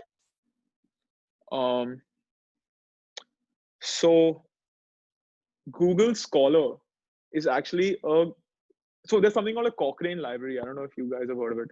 So Cochrane library actually has a ton of research on medical, paramedical, dentistry, everything. So you can definitely go on there and do things. But are you sure PubMed? Okay, maybe I've never searched for it, but maybe PubMed does not have dentistry here. But Cochrane library definitely does. And we're also going to talk about how you can filter out your Google Scholar results to get like more reliable sources, reliable journals. Because what happens is once you start just performing your literature review now, you get to know the names of journals that are good. You yourself will understand, Asha, ye journal to aisi hai. Like in just a matter of 2 or 3 weeks, you'll understand whether this article is worth its merit or not. Okay? Yes. We have articles not, yeah, sorry, tell me. Yeah, we have some more questions. Being an intern, how can I research and finally publish a paper about usage of a particular drug for treatment? Okay, see, so is that drug approved by DGCA or no? It's a very big question. There isn't such, yeah. It's approved by DGCA. Hello? Hello? Hello? Hello? Hello? Hello? Yes, sir, you are audible. Yeah. Yeah, so see, drug trials, honestly, unless you have the help of a pharmacology and a statistician expert, because drug trials are clinical trials, which are really, trust me, difficult to do and difficult to maintain those guidelines. It requires a lot of time, money, effort. And it's just not something you should put yourself into in internship here, Okay, whether you're going to the US or staying here, because what will happen is you will not gain the experience, but you will still be more tired than you would be if you'd done it later. Right? If you do it later, you'll exactly understand the problems associated with using a drug in the practical aspects of the field. You'll understand the actual situation that patients face when they're going through clinical trial. But definitely, if you want to volunteer for it, absolutely great. If someone else is handling all the pressure of all the criteria meeting, all the updations of the reports that need to be done to the clinical registry website, then absolutely great. Go for volunteering. But conducting a drug trial on yourself, I personally feel that it's a little above our pay grades. Like it's not something that we should do at such an early age. I just think it's premature. But anyways, like if you are interested in that and if you're definitely going to do that, I mean, go ahead. Absolutely, it's a great thing that you're doing. Even there are questions that what other platforms are there to indulge ourselves in research other than ICMR STS?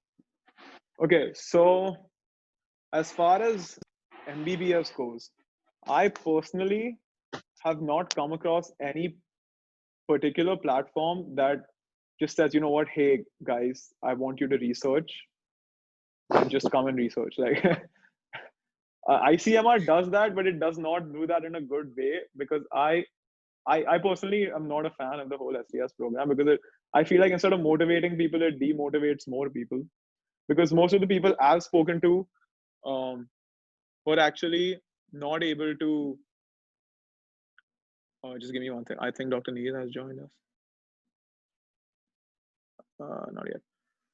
So yeah, most of the people I've spoken to, although they were accepted by the STS, they still haven't finished their STS project, right? Yeah. Okay, just give me a second because Dr. Neil has joined us. Any other questions? Meanwhile, you have one last question. What is everyone asking? Monica Tiwari has asked, you said that you should not publish your paper in a not so famous journal, but as you said, out of all the papers PubMed publishes, only 15 of them. Don't you think this can demotivate the students? See, the fact is that just for motivation of students, a journal can't degrade their level of acceptance of what a journal article is, right? So what happens is, yes, it may demotivate you, but you know what? It'll actually motivate you to do better. And it's not like your article will not be accepted. See, if you've followed all guidelines, if you've done a good job, if you've really worked hard, then your article will definitely be accepted in some journal or the other. Okay, so don't worry about that. Don't be demotivated. Trust me, I myself have 4 articles that have been rejected, but then published in another journal. Okay, wait, Dr. Neil Anand is with us. I don't know if you can just give me a second. He just joined.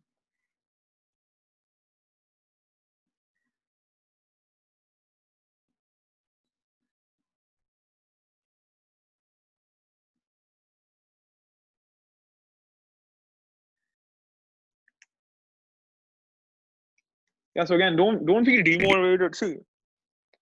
Oh, he's here. Hey, Dr. Neil. Hi. All right, can you see How me? are you? No, we can't see you yet.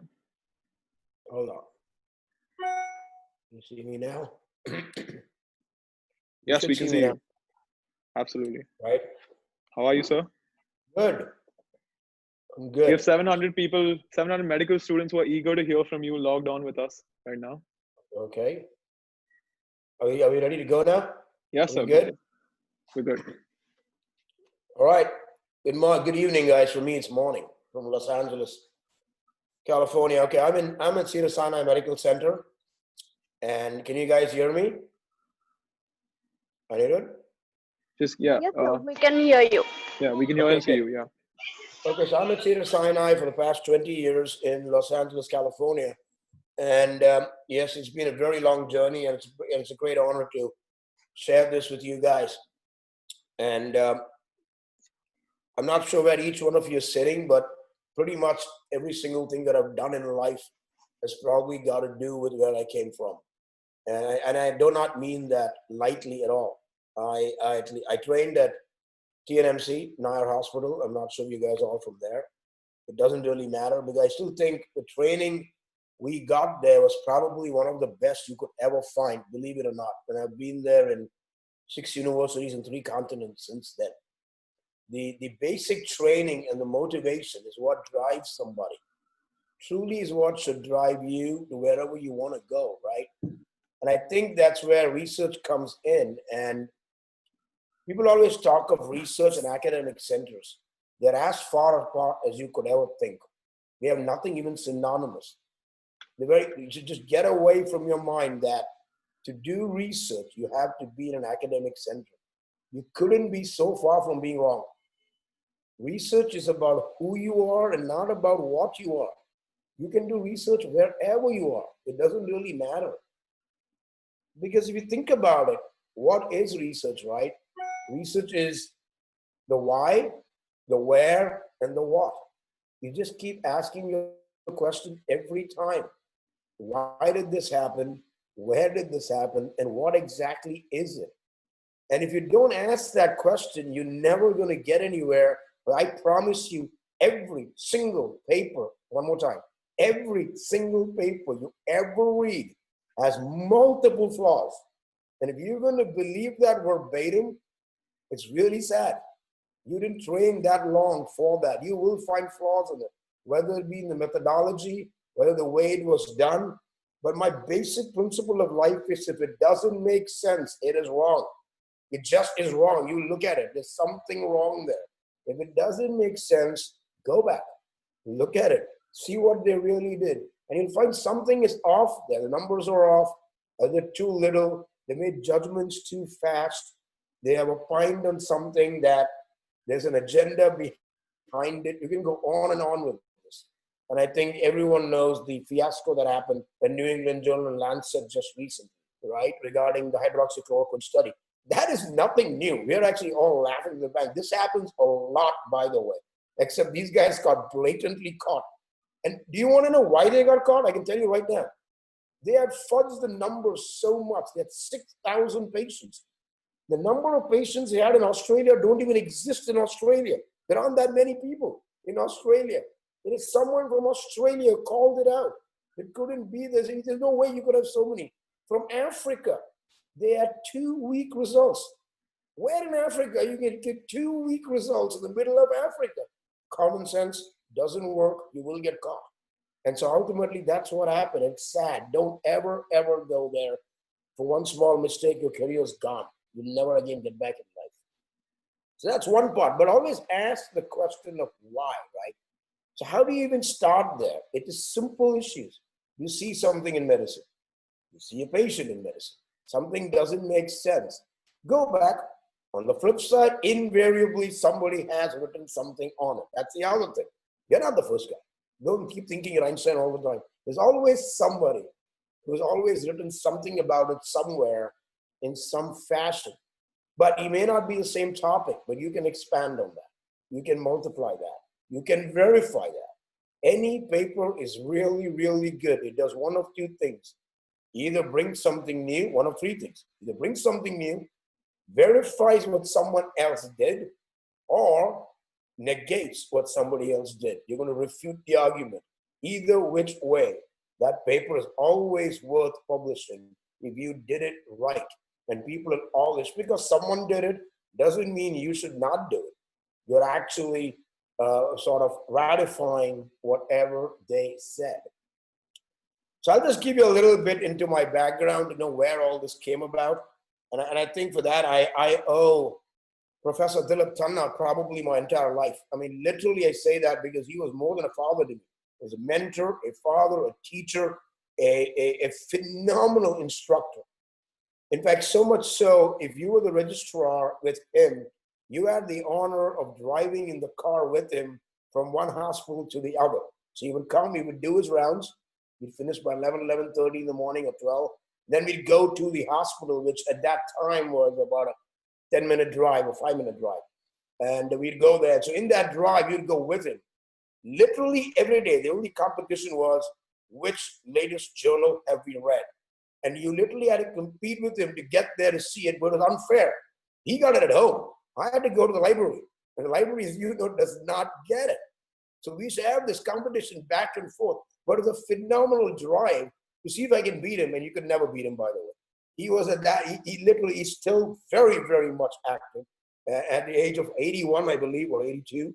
And pretty much his brains are probably so sharp, you could not get by him.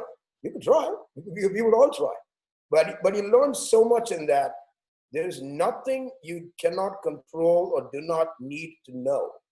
And that, I think, is huge. It's not like that guy is better than you. No. He would instill in us, there's no way he's any better than you are. You can do the same thing yourself. Just because he read a little bit more on that subject doesn't mean you don't know. For example, we used to have open wounds in orthopedics all the time. And these open wounds, you would go to plastic surgery to do flaps and things like that. It would be hard to coordinate plastic surgery and orthopedics and get everything together to close these wounds. I mean, literally one day berated us. He said, what's there to stop us reading about the flaps, go to the library, read what it's like, go there and do it. And we did. And I've done skin flaps ever since. I've done muscle flaps ever since. We've done so many things that you can go there, get yourself good at it, learn about it, and do it. But you need that motivation. And there's nothing that he would stop you from. You would go there and you would learn from it. And then again, the very training of what you do at the highest level is not about compromising. You don't compromise. You can find a way to do the highest level even without the same equipment. You don't need that same thing. It's the principles that matter, not all the fancy gizmos. So when we were in India, we should actually literally make the same instruments and do it and use it.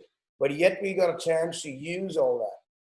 So you come out with this level of confidence of dealing with these things that's way above anybody else. But it also allows you to ask questions.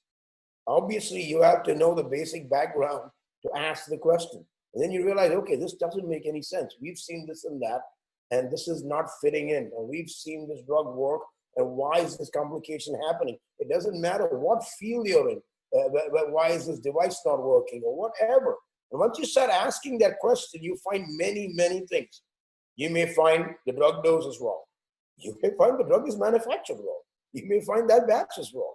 You may find a million things. You may find the device is not right. You may find that's not built right. There's a flaw in it. And maybe somebody got away with it and never published the actual problems. And you'll find, okay, oh my God, there is a huge problem here. This is not working. So always you'll find things if you look and be inquisitive of what you want to do.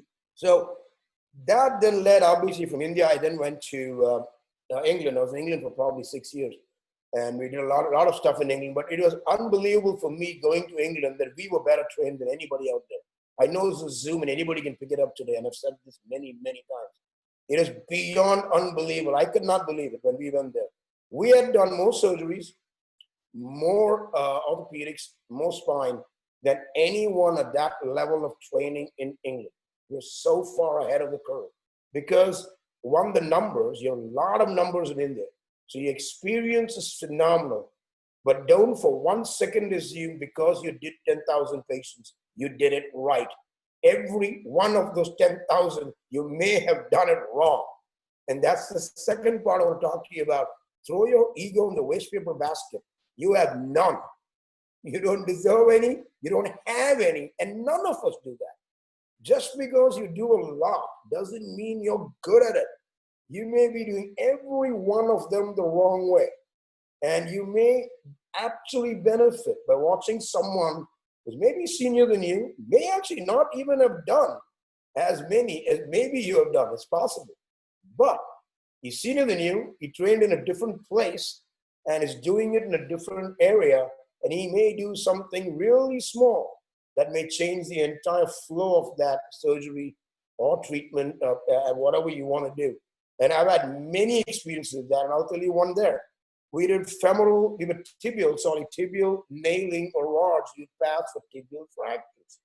And I probably done 10,000 easy by the time I'd come to Cornell in New York and I was doing the fellowship. And this case was really hard. The proximal tibial fracture, we're struggling to align it and get it lined up. And I'm actually teaching the fellow. And we had spent a good 15 minutes trying to get this lined up till Dr. Alford walks in. And he watches us for 5 minutes and he's smiling away. And literally walks in, he scrubs. And all he did was move the entry point proximally and medially and made it a little bigger. In 2 seconds, it went in. Now, could you have thought of that? Sure. But in that moment of time of 15 minutes, did not give it much thought. We are trying to make it line up with what we had. But it's silly, silly things like that. And you go back and you realize, obviously, that's experience and that came in. And you always have something to learn from everybody. I unfortunately do notice that among a lot of immigrant surgeons who come in, who actually are very, very well trained from everywhere, by the way. And I know it's hard because you've done so much and you're assisting or doing something else. Keep your eyes open. You learn a lot. And the more you learn, the better you get. And always you learn something from everybody in the world. You always, always learn. So in England, we went there. Again, in England, there was not much to do. We started doing research. So surgery was there, that's fine. We did a lot of research. Pedicle screws were just coming in at that time. I don't know how many of you know about spine screws. That's what we do in the 90s. And we started doing a lot of work on that. And the reason I hate saying the reason, there really is no reason to publish. The reason you actually publish is for yourself. It's not for anybody else. Nobody really cares. But you should do it because it tells who you are. It tells you as a person what you're looking for. And you have to have a resume, unfortunately, because everybody has it. So if you're the only one applying without any, you're going to stand out. Maybe you might stand out in a good way.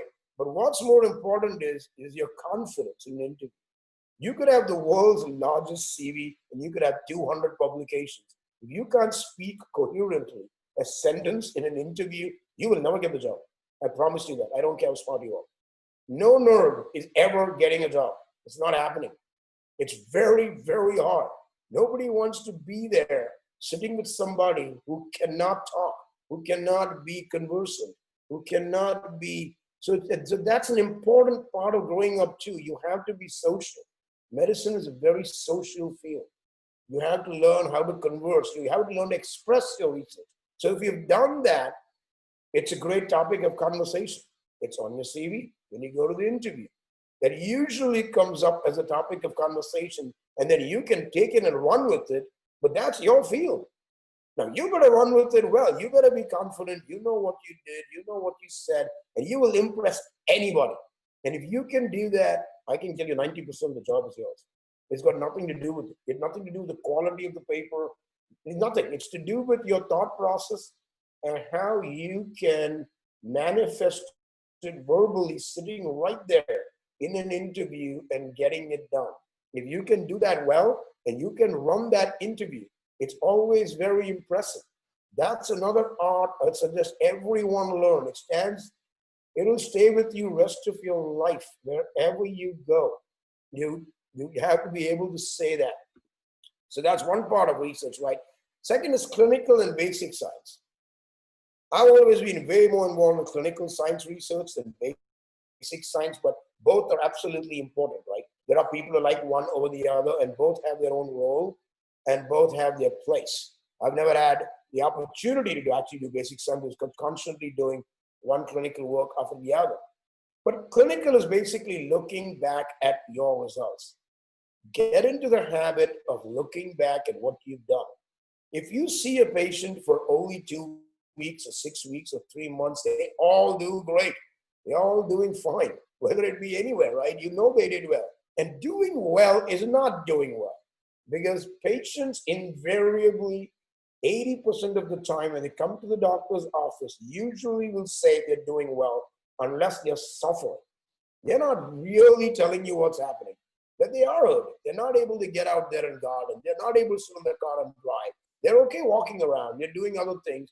Or they'll tell you they're mostly lying down at home, watching some TV. They were far more active before than they were today. Their social interaction has stopped. They lost their friends. They're depressed. They don't tell you any of these things unless you actually question it. And what research does for you, clinical research, is makes you question that. Without a question you may not ask in a busy office, or you're seeing patients, or you're just running through the clinic. But this makes you ask that, and you get that important detail back. And it's amazing. You'll see when you thought you took care of everybody, you're not. There's something off you. There are a lot of people still hurting, or there's a lot of people not able to do as much as you thought, but they're not going back to work. You thought they should go back to work in 6 weeks, and they're not. And you find out why. So it helps you tune what you're doing and actually makes you much better if you're critical in your own outlook to your own patients.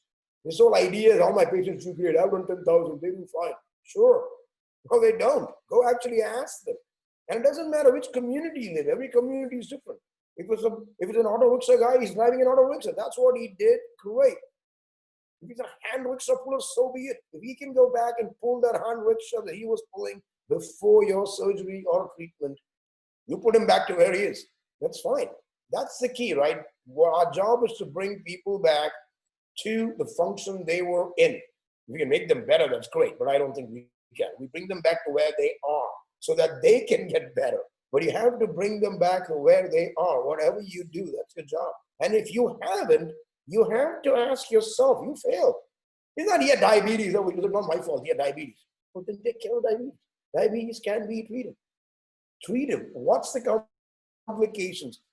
Get it before it happens. Treat those complications. It's very easy for us to say, oh, he's depressed. You know, he didn't want to do it. He has no motivation. Maybe true, but try to get to it before. The patient is never wrong, ever. Usually, anytime there's a complication, and this is the hardest thing I have telling residents and fellows, anytime there's a complication, go and ask yourself, you screwed up 100%. There's something you did, that's why it happened. And there's something you could have done that it may not have happened. Ask yourself that and you will get 1,000,000 times better. If you walk away from it saying, this patient had blood pressure, high blood pressure, that's why he got a stroke. He got diabetes, that's what you should have taken care of the high blood pressure before the surgery.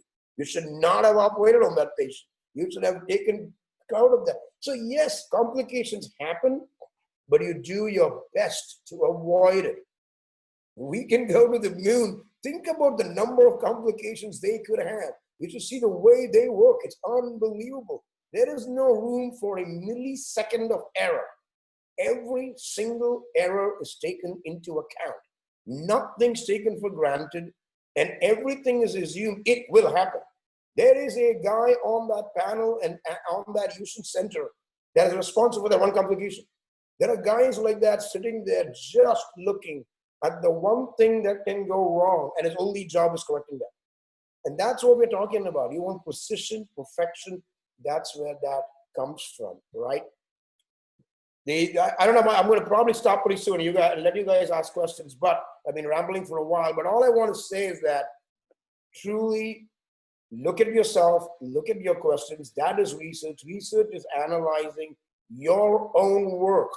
Now, you can take other people's work and analyze it, and that's fine.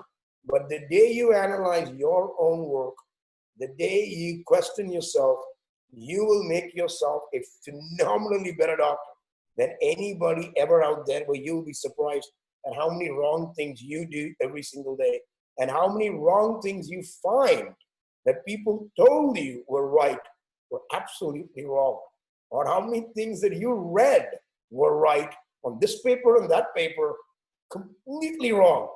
And that's how you find out where you really stand. Maybe those physicians could produce those results. You cannot. In your hands, it's not happening. Then that's not for you.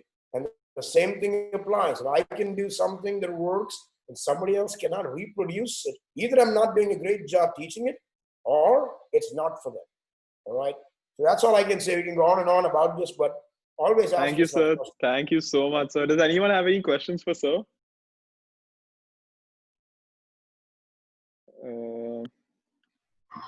So actually there is a question in the comment section. Should we assist remotely in research papers that the other doctors are performing? Sure, absolutely. You can always offer your help, right? Always offer your help. There's so many ways of research. You can do the PubMed searches. You can do the, all the medical article searches. You can always do that. In fact, Aniruddh here has helped me immensely in many things. He's done a lot. He spent a lot of time with me. He's helped me with other stuff. No, it's you. There's always help. You'll always find people appreciating that. So there's another question. Can researchers be good clinicians? Absolutely. Oh my God, they probably are the best clinicians. Okay, I'll qualify that statement. There are people, all they do is sit and publish morning to evening and do not do work. It has to be both. A good clinical researcher usually is a very good doctor because he's looking at himself. But if you look at the papers, if all the papers are meta-analyses of medical literature, that is basically sitting at home and working. Okay, but if it is really talking about surgical or medical innovation that people have done, you will find that they're usually very, very good. Most people are really very good at that. So I think, yes, I see where the question is coming from. The answer is true. There are many, unfortunately, who do publish way more than they actually do. But then it's a contribution to all of us as long as it's true. That's okay. As long as it's good. There's another question, Sir, sir. I think this is yeah, go on. So there is a question asking, sir, while doing research, ethics committee certificate is a must. Yeah, don't worry. I'll touch on that. The answer is Another yes. question. When was the first time you did your research? What was your first research? In Nair. Yeah. Actually, Nair Hospital, when I was in MS, as a registrar, probably, yeah, as a registrar or what was this, the third or fourth year. We were doing what's called PLIF at that time, posterior lumbar interbody fusions with screws. That in itself was very new for India at that time. In fact, nobody did it. So we went back and luckily Professor Thanna had he had documented all his cases as best as he could. So in his office, went and tried to get back all the patients as much as we can to ask them how they did. Of course, in India, it's really hard, but it's still, I think, got about 70%. But he did have a private practice. But I agree, in a setting like a municipal hospital, it can be extremely hard. But you can still do the acute setting, right? How do they do in 3 weeks? It's okay. You can even grab that 3 to 4 weeks. That in itself is a lot of data too. But the answer is yes, way before, right in the beginning. In fact, that was our first paper. Ultimately, we published that in 1993 in Spine. It is. It's called the Bombay Experience. Anyone look it up. It's published in Spine. Since then, 120? Mm-hmm. More than that? Whatever, 120 something. Eventually. It took years to get any of that data. It took years.